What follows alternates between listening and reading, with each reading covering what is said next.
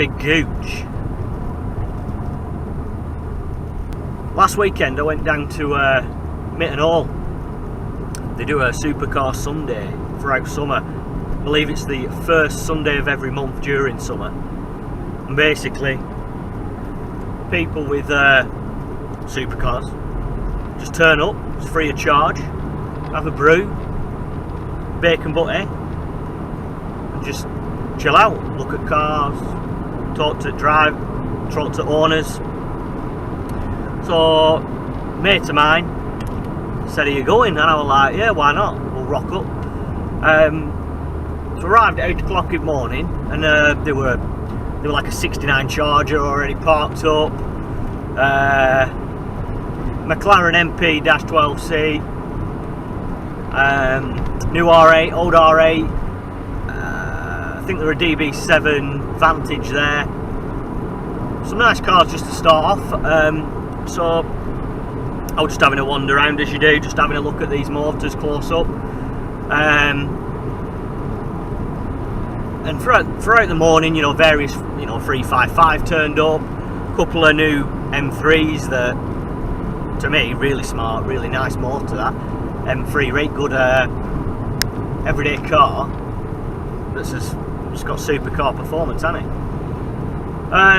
But yeah, nice little pretty standard 355 there. Were really nice, really nice. And good thing about this were cars like that appeal to me, like the mid-90s supercars. That's what I like. I like Diablos, for example, and 355s. But like the newer cars, like the McLaren, like that new R8. Don't get me wrong, fucking nice ass car, really nice car. But the crowds were there, whereas nobody were crowding around like the 355, for argument's sake. And I do like proper, like, cream myself over a 355. Don't know why. I just think they're a real nice analog supercar. You know, I'm all about, very little driver aids, manual gearboxes, sweet. So yeah, I got a very good look at this, and while I was stood there looking, I could hear this. I didn't know what it were. It just sounded it sounded like Armageddon. It sounded mental. And you could tell there were more than one car coming, because obviously main road's down at the bottom before you turn into Mitton Hall. I'm like, what the fuck is this? Loads of people starts running across, and I was like, oh yeah, what's going on? Fucking well nice. A Mari turns up in a bright red Murcielago SV, followed by bright red Ferrari FF, followed by a Porsche 911 Targa. Mate, trust me, they were well smart. I didn't get a lot of footage of the day because I didn't bring my camera, so I had to film it on my phone. But have a look at this.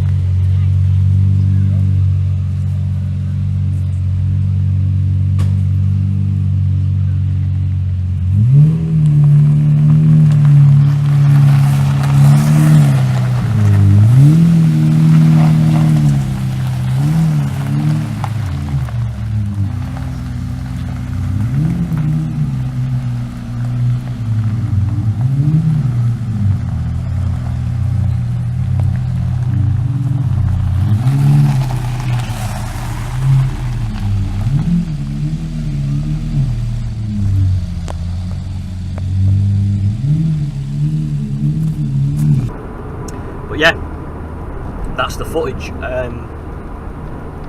So yeah, Mr. and Mari were there with, I presume, his staff. They look like salesmen. Yeah, sweet ride. And can't be honest, although I didn't speak to Amari. I was taking pictures of the Lambo, but I was listening to him talking to other just Joe bloggers and that, and he seemed a really sound guy actually, asking what people drive, and most people there looking were just saying, oh, I've got a Land Rover, or you know, I've got an MX-5, and you know, just normal cars like that. Quite funny actually.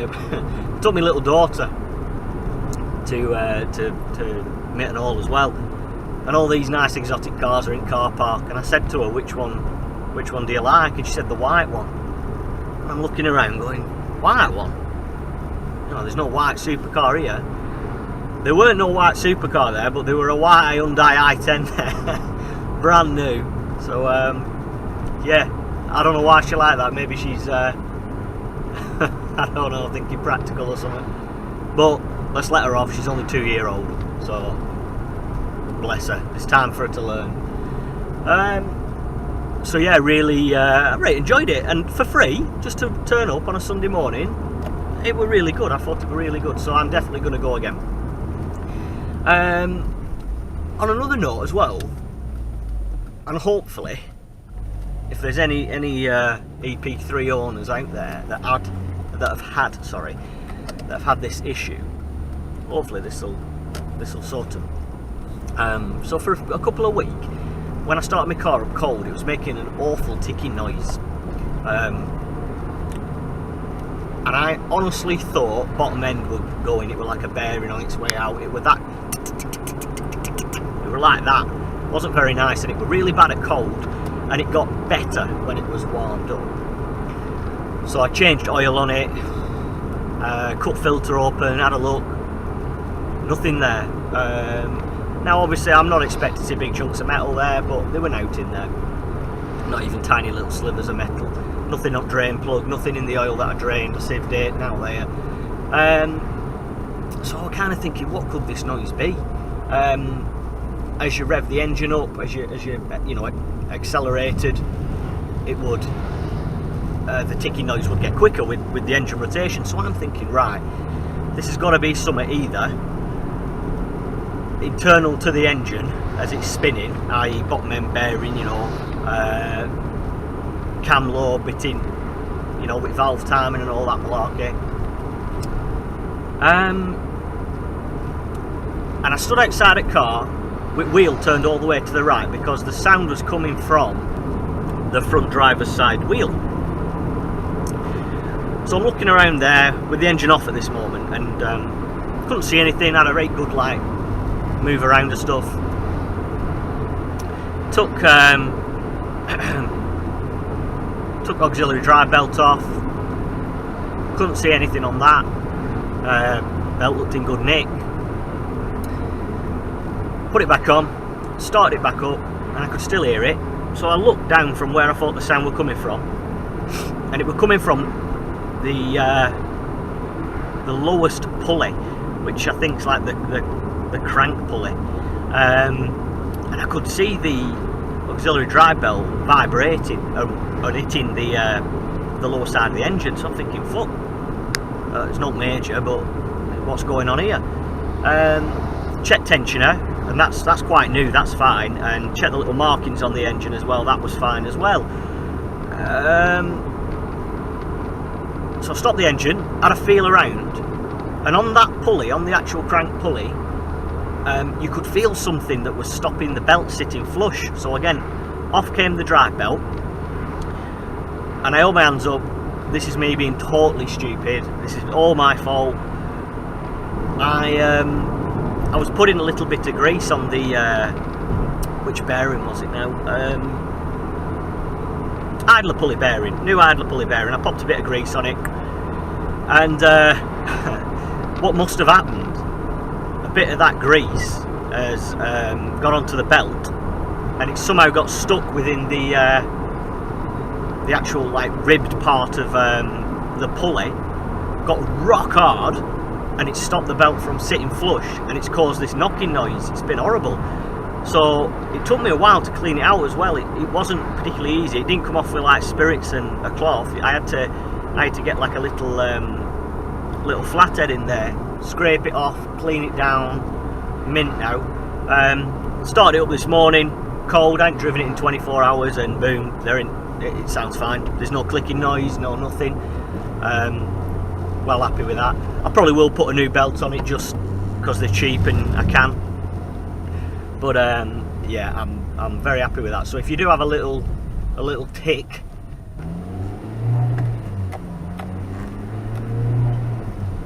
yeah, if you do have a little tick that sounds like it's coming from like behind or around that driver's side wheel, around that crank pulley, just have a feel around, and you never know, you might just find, like, I don't know, a bit of muck stuck there or something like that, because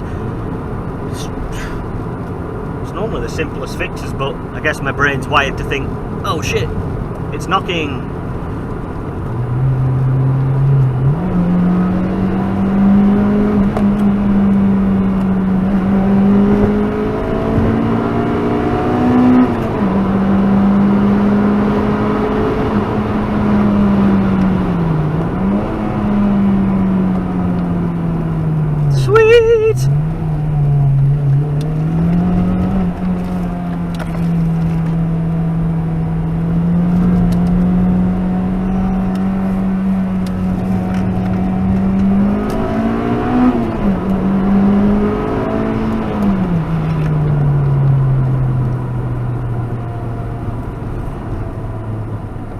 Wouldn't be a big gooch video without a bit of VTEC, would it?